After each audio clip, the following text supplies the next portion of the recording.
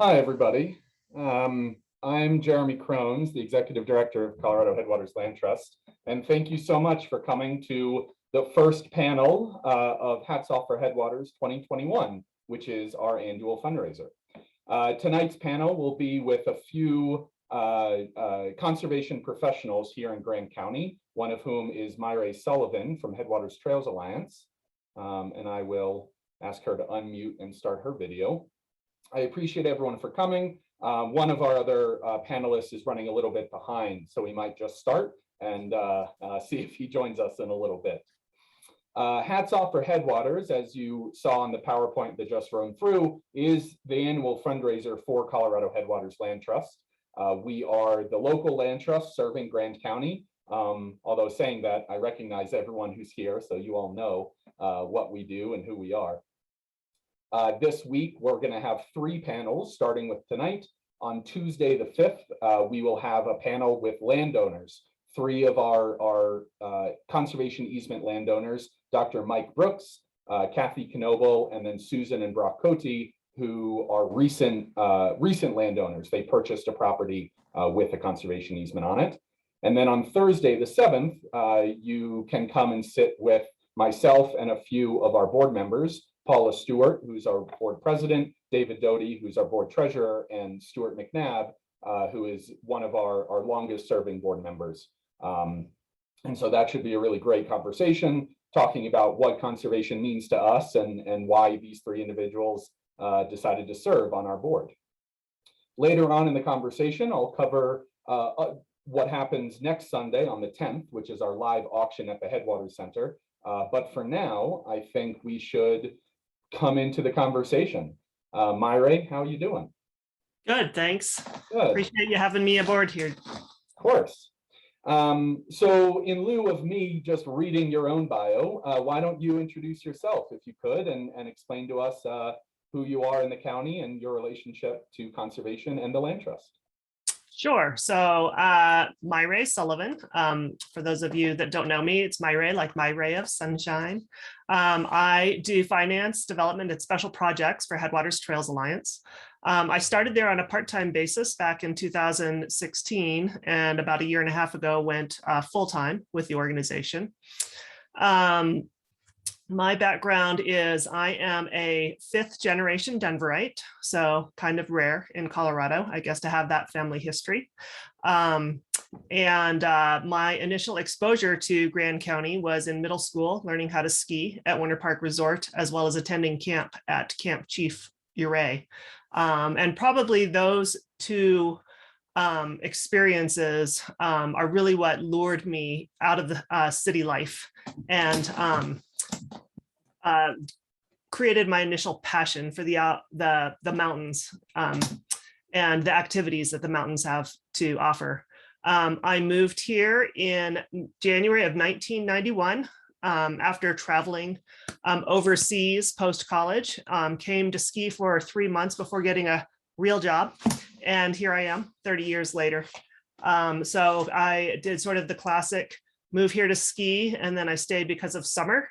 And I spent many years in the restaurant and service business until I started having kids. And then I ended kind of switched jobs. And then I ended up at HTA after I sold a company that I was a partner in, manufacturing snow grooming equipment for Nordic skiing. At the time, HTA was looking for to develop a winter trail grooming plan. And Maire, who's our director, we ran into each other, and I'd mentioned the sale of my business, and here we are today. Well, great. That's a great story, and you are pretty rare, as a transplant myself, come to find out. So you mentioned the mountains a lot. Is there? I know this might sound poetic, but in conservation, people like to talk very poetically about the outside world and where we live. What do the mountains mean to you? What does Middle Park mean to you outside of your many years of recreating up here? Sure. I guess one of the pieces that I sort of missed as far as, my mountain addiction was that, going back to my family history, some of the family land, I guess you could say, was over where Gross Reservoir currently is. So just on the other side of the tunnel there, and getting to go up there many weekends in the summertime, running around what they would call wild these days with my cousins was just, a fabulous way to grow up. And then going to camp at Camp Chief Ouray, which originally was, when I started, was the first year was at Ouray Ranch.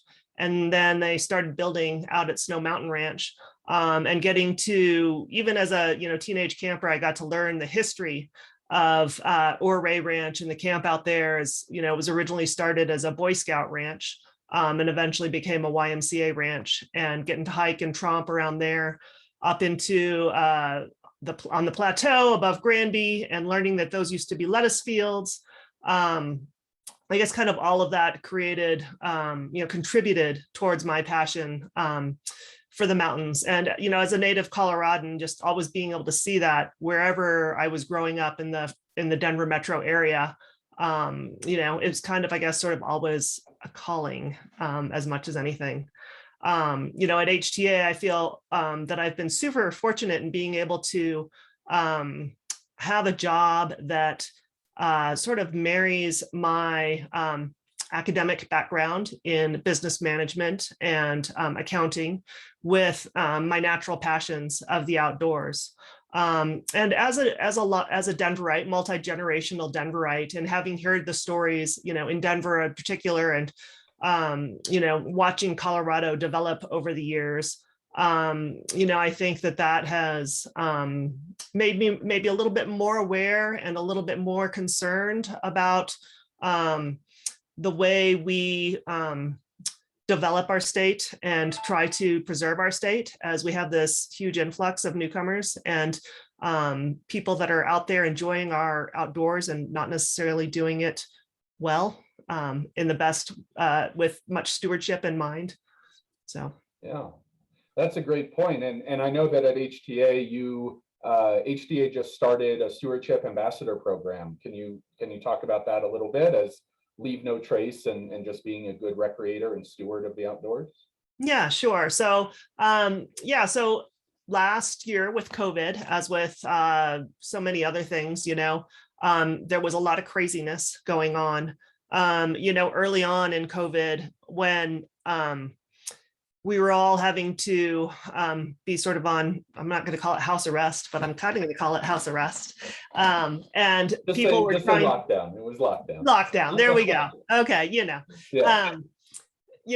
We're all trying to be respectful of that and the need to try and learn more about this pandemic, but at the same time, wanting to continue our lives of recreation. And that wasn't true just of us. Of course, it was true of all the front range people. And so even though they were supposed to stay in their 10 to 15 mile radius, naturally they didn't. And so at HTA, we really saw, a big increase in the usage of the trails here. The numbers that we get from the Forest Service and the National Park are ranging from, in 2020, an increase of anywhere between 150% to 300% use in the national park. So it was kind of a big burgeoning type of thing. And then I think, a couple of things end up playing into that, of course, concern and lack of knowledge about the pandemic and what its potential, how it's transmitted and rate of contagion and so on and so forth, really made people concerned about contact with other people. And so, that forced people further away from the usual trails that were most commonly used. And then if people were used to recreating, doing indoor stuff, going to movies, the malls and stuff, they look to replace it with something else. And so they kind of turned to the outdoors. Within the recreation industry, basically the number that is used across the board is that 35% of the people that are recreating outdoors are new recreators in the last 2 years. Wow. So that's a pretty high percentage of people that are out there. And sort of in response to that, to those burgeoning numbers and to phone calls and emails that we got from people just saying, gosh, people are behaving so poorly. And then just reading industry stuff, a lot of it kind of came down to people just don't know what they don't know. And then on top of that, you have the, concern about the pandemic and people not necessarily being respectful about each other's space, or being sort of hyper concerned about their space and not necessarily being as friendly as they could as a result. And so we felt the need to, preserve some of the, Grand County hospitality and start a stewardship program. Something I think that made us all fall in love with Grand County, besides our natural beauty, is how hospitable everyone is here. And so we started a kind of basically brainstorming with the town of Winter Park first, and then the resort, and then just anyone that we came in contact with about, what do you guys think? What are you guys hearing? And then that evolved into this Stewardship Ambassador program, which we started in mid-May. We have Erica Bean, who's on staff and coordinates that, and she's trained close to 70 people so far about being ambassadors throughout our county. And what that means is, most of our ambassadors spend time at a trailhead. We've got like a sign up genius where people can sign up and volunteer shifts at a trailhead. Some of our ambassadors are on the trail, walking around and talking to people. And a lot of it's just trying to initiate conversation based on the type of recreation it looks like folks are going to be doing, and then trying to slide in some valuable tidbits on how you can be a good steward while you're out there. And, as we've had people out there, like I said, we're really finding out that people, they're not intending to behave badly. They just don't know the right way to behave to be a good steward. And so it's been a lot of education out there. That's great. Yeah, it's certainly, well, I'm not in working in recreation anymore. I used to, and that was certainly the major issue. It wasn't people purposefully acting poorly. It was just, they went out for a walk in the woods and that's all they thought about. So that's really fantastic. And I've gone through at least one training with the stewardship program, although I don't think I'm a steward quite yet. I think I still need that badge. So that's fantastic. So last year at this event, we had a similar panel like this, although it was postponed due to the fire. And one of the questions that really drew a lot of attention was, why are you in this line of work? And what recommendations you could have for other people who might be interested in getting involved in conservation or recreation or the outdoor world in general. So I know you have kids, so if you're talking to a high schooler or even a college student, what are some ideas or thoughts that you could give to them if they want to pursue a job like yours or mine or Mira's or Erica's or anybody else's? Sure. So, I think some of the stuff that has drawn me to, kept me doing what I'm doing, again, just goes to just being passionate about Colorado and passionate about Grand County. Sometimes I even think I'm still passionate about Denver, but it's kind of hard to be passionate about Denver these days with how crazy it is down there. And, when I think about Grand County, I think that it's just like, unlike some of our neighboring ski resorts, we're really still fairly classically Colorado.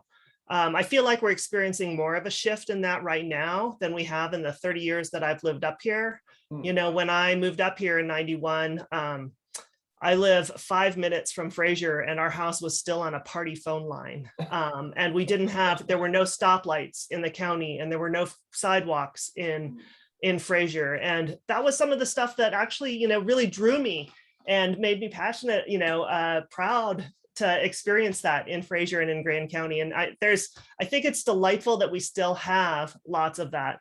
I worked for many years down at the Crooked Creek Saloon, and I would have guests from out of town and they would ask me, it seems like there's a pretty diverse group here. What do people do? And you could say, well, this person's a banker and this person just rode his horse down from the ranch and this person is a full-timer at the ski resort. And so that's kind of what I mean by still fairly classically Colorado. And I think that's, that type of mix of people combined with the natural beauty and the open spaces that we have here is what draws most people here. For me, because I've had the opportunity to be here for a long time and, growing up in the state and seeing how it's developed, I would like to do whatever I can to keep this area classically Colorado. Like I said, it's getting more and more challenging as we get outsiders that don't necessarily have that same desire.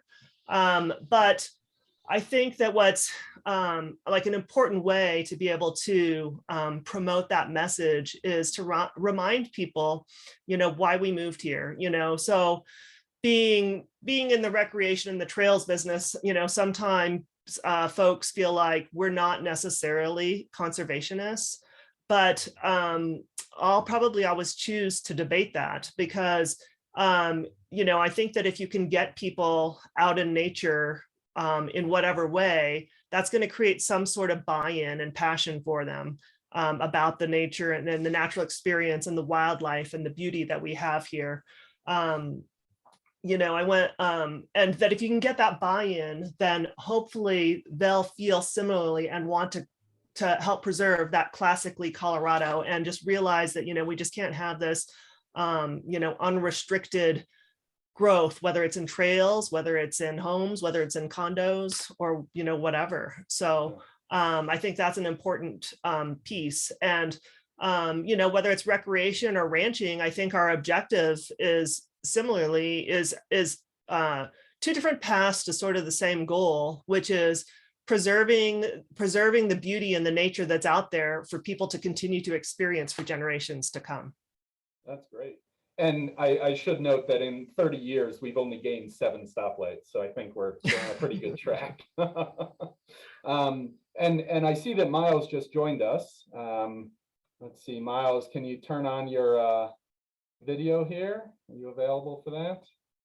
There we go. Well, yeah. I dressed up for the occasion.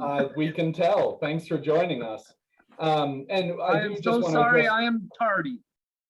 It's okay. I want to address one more point that Maire made is at the land trust, we are occasionally accused of being anti-recreation because the conservation we do is on private land.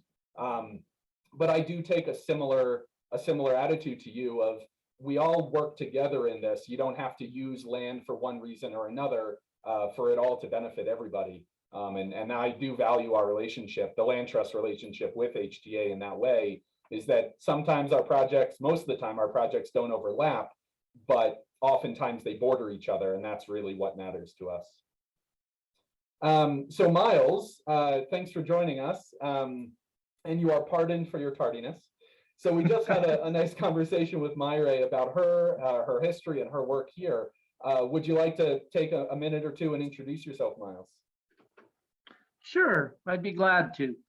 Sorry, I started with the U.S. Forest Service in Grand County in 1987. I took a seasonal job with the Forest Service the summer after graduating from the University of Colorado Boulder. I graduated, I'll age myself a little bit. I graduated from CU Boulder in December of 1986 and with a degree in environmental conservation, a bachelor's degree in environmental conservation. I had been already living in Grand County during the summers in between semesters at school and knew that this was a place that I wanted to be. I have two siblings that also live in the county. My older brother had moved up here in 1976. And so I had been staying with him during summers and working at Squeaky Bob Wheeler's in Grand Lake in between semesters. So right after I graduated, I applied I knew that I wanted to have some sort of a position that was consistent with my values and my ideology that I had obtained through my schooling with my degree in environmental conservation. So that was at that time with both the Forest Service and the Park Service. I applied to both. I received offers from both and ended up taking a job with the U.S. Forest Service and never looked back. Started with the timber crew as a seasonal in the summer of 1987. I worked in timber. I actually was marking old growth timber in the Bowen Gulch protection area in the summer of 1987, which was contradictory to everything that my schooling had taught me and the values that I had. I did not believe that was consistent with what I wanted to do, and did not believe that timber sale was consistent with the values of everything that was going on at that time. That for those of you that have been around that long, that was when all of the spotted owl and all the crazy insanity with Earth First and a lot of anti-logging and anti-timber type stuff was going on. And anyway, I just knew pretty quickly that I didn't want to be involved in the timber program with the U.S. Forest Service. But from working internally in the timber program, learned about many of the other programs that were going on in the Forest Service, and ended up migrating to the recreation program, which suited me well. So I created a passion for trails. I worked 10 years as what they call a unit manager. We had a little different ideology back then. I ran the fire engine during the summer, and I worked on ski patrol in winter in the county. So, and then moved over to the recreation program in the Forest Service in '92 and got heavily involved in the trails program and became the trails program manager with the district in 2001. So that was a little long-winded, but anyway, that's kind of my background, and I've been involved. I learned very quickly that I had a passion for building trails, and I had a unique skill for getting that done within the government environment, which is a very difficult thing to do. Developed a lot of partnerships. Almost all of my programs are based on some sort of a collaborative partnership, akin to the one that we have with Maire and HTA, but also with Colorado Parks and Wildlife and with the Rocky Mountain Youth Corps and the Rocky Mountain Conservation Corps, and just leveraging our programs everywhere I can, because if you try to get anything done on appropriated dollars in a government position, you're not going to get a whole lot done. That's unfortunately true. So, yes. So my entire career is based on partnerships and leveraging every partner that we can to get as much benefit to the ground as we possibly can within our trails program. All right.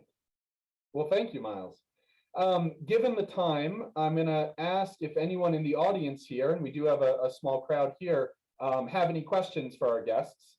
I can certainly keep talking to them for another 15 or 20 minutes, but if anyone here has a question, feel free to raise your hand or type it in the chat, or just unmute yourself. We'll wait a minute to see if anyone comes up. It looks like Frank has his hand up. I didn't see that. Okay. Frank, go ahead.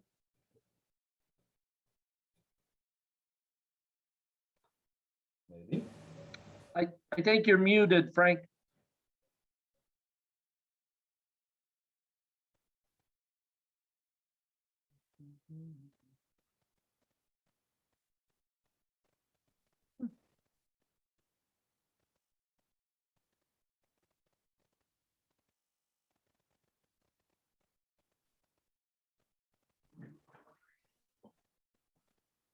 Well, as we wait for that, so Miles, we were talking a little bit about what this environment means to us, and I started by saying, you know, a lot of people talk about the mountains and the valleys in very poetic nature.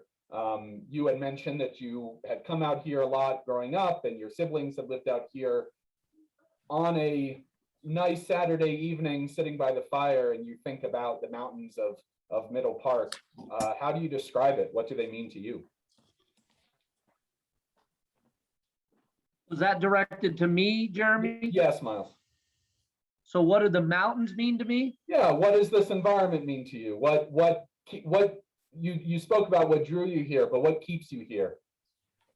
Oh, well, yeah, I mean, like I told you, I mean, beyond the incredible scenic value, the incredible geography and the natural scenic beauty of the area, you know, all the things that were important to me in my life.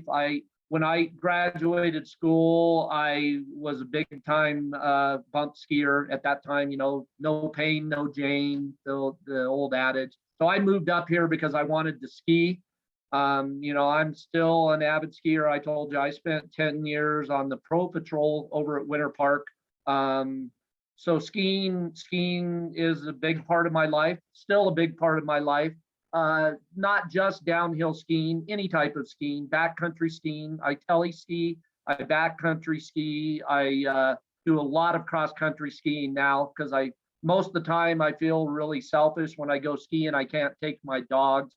So spending the winter and going cross country skiing up Doe Creek with my dogs is a big part of how I spend winter time. It's also part of what keeps me fit. I'm an avid fly fisherman. So I fish the Colorado River, I fish all the rivers around, and I travel all across the country to fly fish. So, but I came here because the fishing is good here, the skiing is good here, the hunting is good here. I'm an avid big game hunter, mainly just for elk. When I say I'm an avid hunter, I'm not a big killer. I usually kill one animal a year to feed myself and my family. But you know, I do enjoy the hunt, and I would be lying if I didn't say that I do. I learned to hunt about the same time I moved up here, and I really enjoy going hunting, usually once a year. And doesn't matter whether I kill an animal or not, just as long as I get to go. So the mountains provide all of that. You know, they provide the clean water for the fishing. They provide the orographic weather for the skiing. They provide the habitat for the elk that I like to hunt. And, you know, I get to do all that within the majestic beauty that in the setting, the natural setting that it all is in. So that's what the mountains mean to me. That's great. Thank you. We do have a question from Paula Stewart, and she asks, can you tell us about what you are working on now? Maire, would you like to start? Is there anything that HTA is working on that you didn't mention before? Sure. So I've already mentioned our Stewardship Ambassador program. Other big projects that we've got going on this summer is we're in year 4 of our Trail Smart Sizing project, which is a Fraser Valley primarily bike specific project. And we have completed some new additions to WTB Trail, a new trail called Double Bit. And then our crew is, contractors are currently working on Upper Ico and should be finishing that up hopefully in the next week to 10 days.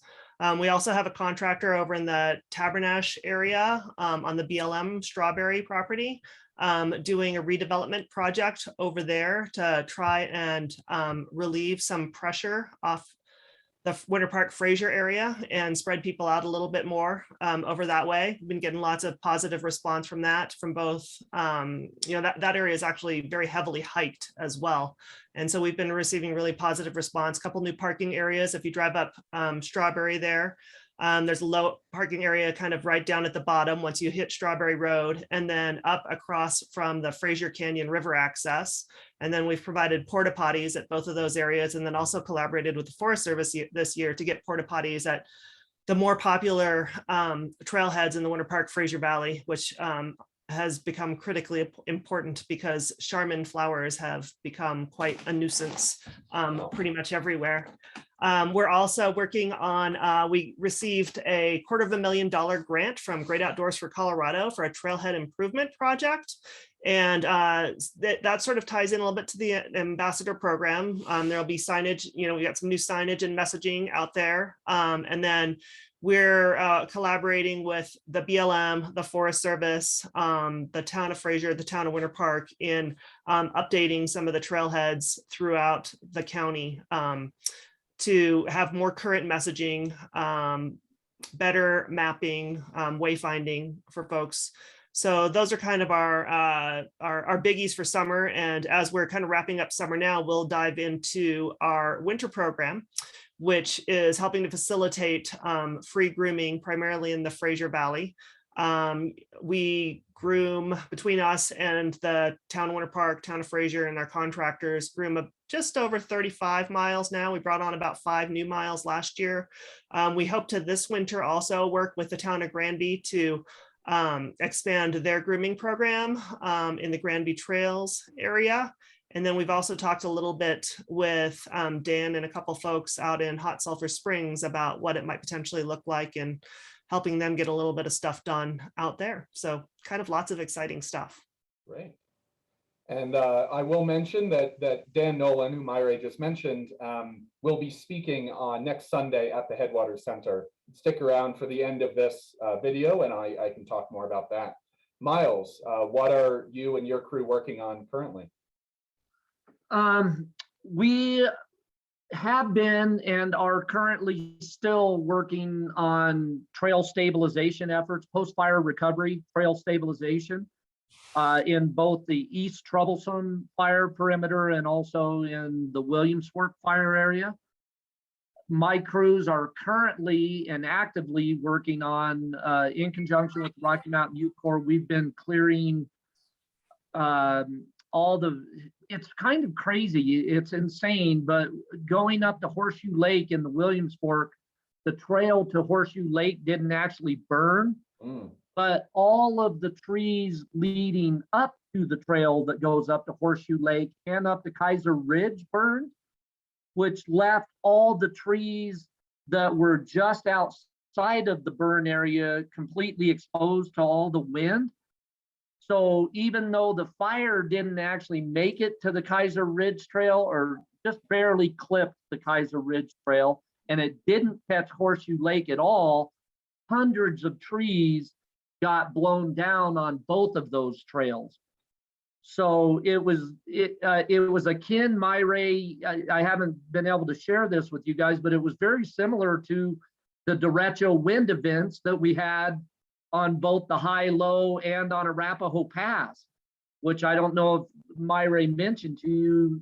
We got 1,100 trees off of 1 mile of the high low this year. Wow. 1,100 trees off 1 mile, not an exaggeration. 600 trees off the entire length of Arapahoe Pass, all with crosscut saws. And now we've cut 350 trees off of Kaiser Ridge, and the crews have been out cutting for 2 weeks on Horseshoe Lake, and it's exactly like Kaiser Ridge was. So what happened is the fire burned all the trees right up to that area. All these trees are dependent on the whole stand. So when you take out all the other trees downhill of the trees, all the trees that are still standing that weren't killed are now exposed to wind, and they all just blew down. I'm talking mature spruce trees, hundreds of them that survived the fire have subsequently blown down, roots and all. Wow. So we've just been neck deep in dealing with trying to get trails cleared all summer long. And also I've had 32 weeks of Rocky Mountain Youth Corps time funded out of the Bear report that I drafted last year for doing stabilization. So this entire year has been like trying to buy us a year to just stabilize the trail so we didn't lose them in the initial flood events post-fire. Okay, so that's what Bear is all about. Bear money is only good for 1 year after the fire event occurs, and that money is totally intended for just stabilizing everything so that it doesn't totally blow out and we lose it completely until everything can revegetate. So we've been spending the entire summer dealing with post-derecho wind tree clearing and post-fire recovery and trail stabilization. All right. Well, as a follow-up from Paula, she asks to Miles, does the Forest Service have some material on the effects of last summer's fire, so East Troublesome likely, and the loss of the trees? Having just driven through Glenwood Springs, it is important to educate the public on what the long-term effects are and from the loss of trees. Is there an effort to replant? Yeah, actually, I don't know if Paula must not be aware, but we've been in collaboration with Northern Colorado. Northern Colorado has been seeding and mulching up in the East Troublesome fire area for the past 3 weeks. So they're currently doing helicopter reseeding and mulching to try to stabilize the ground and hold. Again, we're just trying to hold and not lose as much sediment and soil as possible, and to buy us enough time for Mother Nature and natural revegetation to help us stabilize all those soils. So everything that we're doing right now and have been doing all summer is about trying to stabilize and not lose any more of that sediment. And obviously Northern Colorado's concern is about all of that sediment being dumped into their water collection system. You know, especially Granby Reservoir, Shadow Mountain Reservoir, and everything, all the streams, all the feeder streams that supply all the clean water that Northern Colorado is responsible for. So everybody's efforts right now are centered around trying to revegetate and stabilize and protect water quality. Great. Well, thank you very much. We're just coming up on 6:15, so I'd like to ask both of you if you have final words to say to our audience here and those who might be watching later. Miles, would you like to go first? Sure. I just want to let everybody know how appreciative I am. The events that have occurred over the last year are 100-year events that happen. You know, I wish that they had chosen the 100 years that I wasn't here, to occur, but they both happened to hit us all in 1 year, and both happened to hit us towards the end of, what's going to be my career with the Forest Service.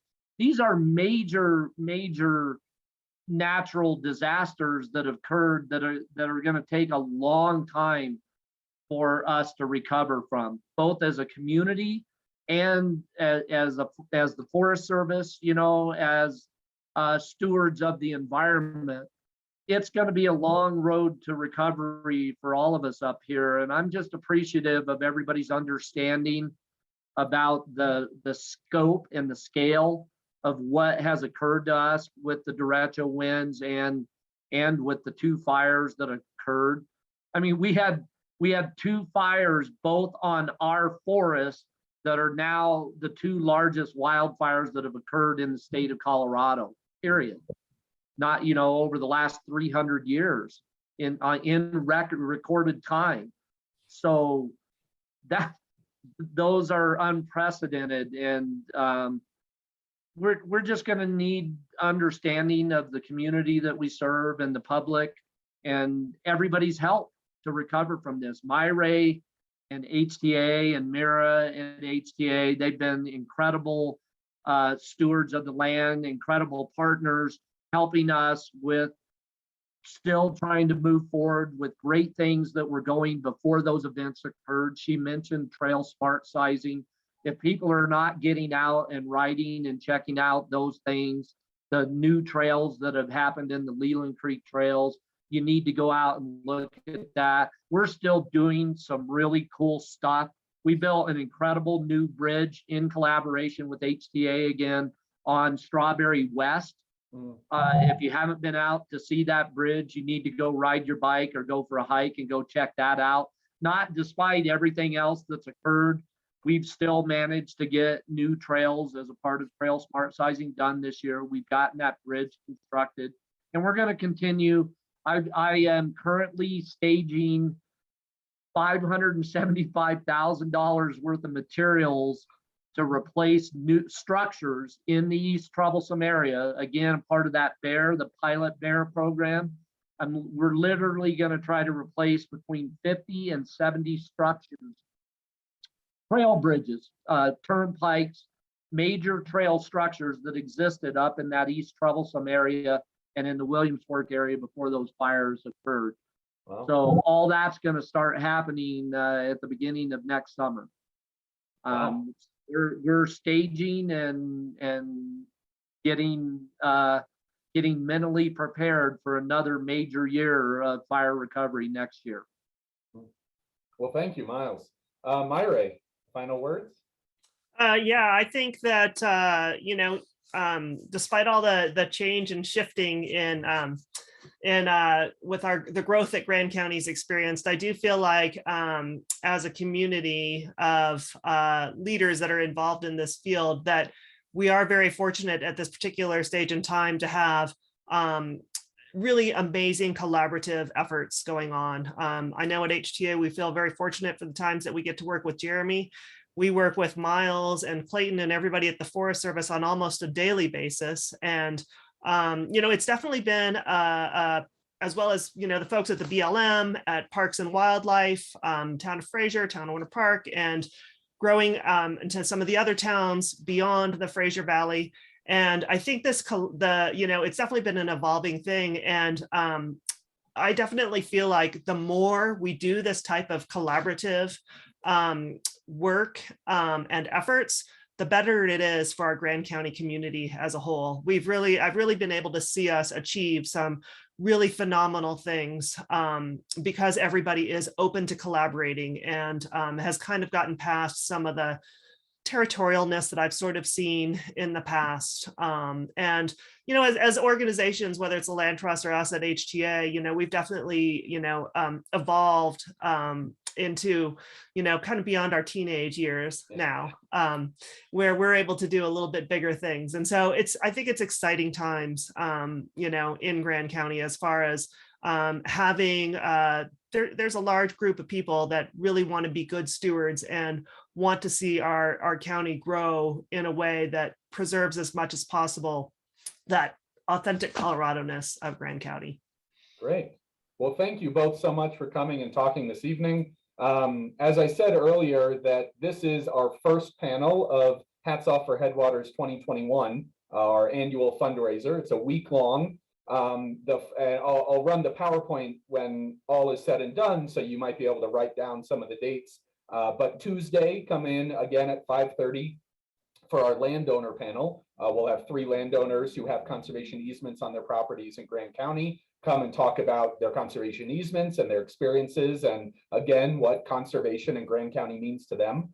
On Thursday, also at 5:30, will be the land trust panel. So you'll get to hear from Paula Stewart, who's our board president, as well as 2 other board members and myself again.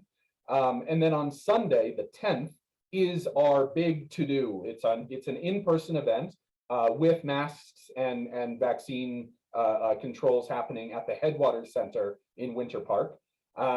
You can find tickets on the Colorado Headwaters Land Trust website or in any of the emails that we've sent out recently, or just by contacting me directly. And again, as the PowerPoint runs, you'll see that contact information. And I can't be remiss if I didn't say that throughout this entire week is a silent auction. We have some really great prizes up there, a lot of artwork, mainly local artwork, some backpacking gear, and then other gift cards and other treats and books from a lot of Grand County locals and pretty well-known folks. So be sure to check that out on HandBid. And with that, unless Miles or Maire have anything else to add, I will turn off our cameras and run the PowerPoint. So thank you all so much for coming.